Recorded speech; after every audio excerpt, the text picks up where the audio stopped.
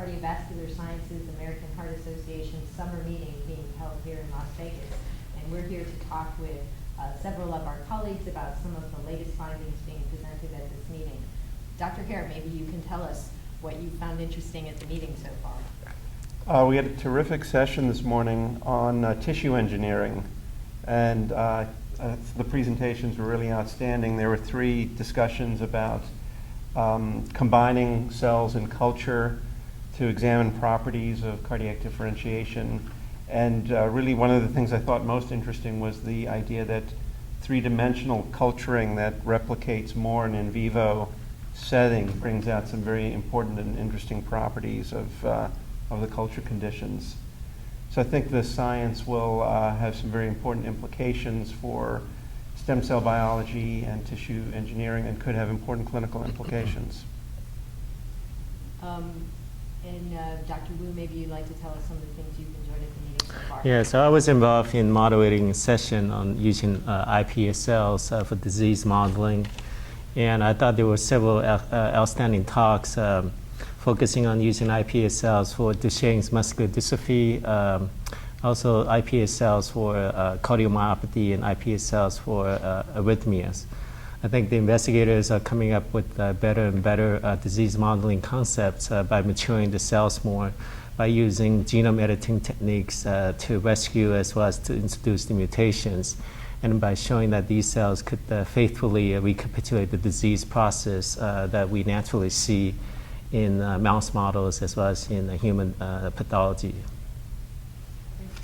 I'm Wally Koch. I'm the current chair of the Basic Cardiovascular Sciences Council of the AHA, and we've had a great week here in Las Vegas with our 2013 meeting. And I'd like to ask Dr. Blaxall here, what were some of the highlights that you've had this week? I think one thing that is very interesting here throughout the sessions is the emerging role of cardiac fibroblasts and fibrocytes. We've seen it in what was talked about with tissue engineering and the role that they play in maturation of iPS cells into something that's more of a reproducible tissue engineering, and also methods by which we can approach reducing the activation of the fibroblast to make it a more pro-fibrotic state and to reduce that fibrosis that is part of the progression of heart failure. So I think there's a lot to come with this emerging role of the fibroblast.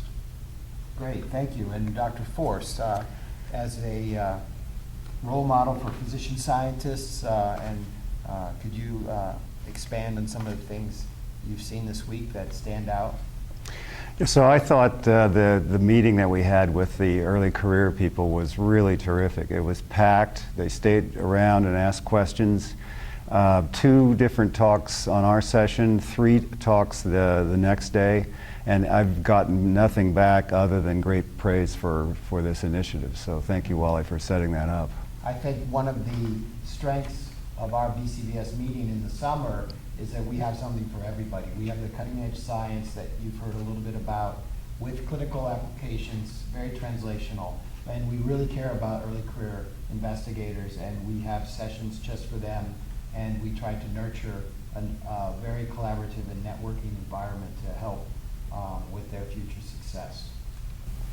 So that's a brief description of some of the exciting science that we've seen here in Las Vegas at the BCVS AHA summer meeting. We look forward to everybody coming again next year, because this has really become the place to hear about the latest, greatest cardiovascular science.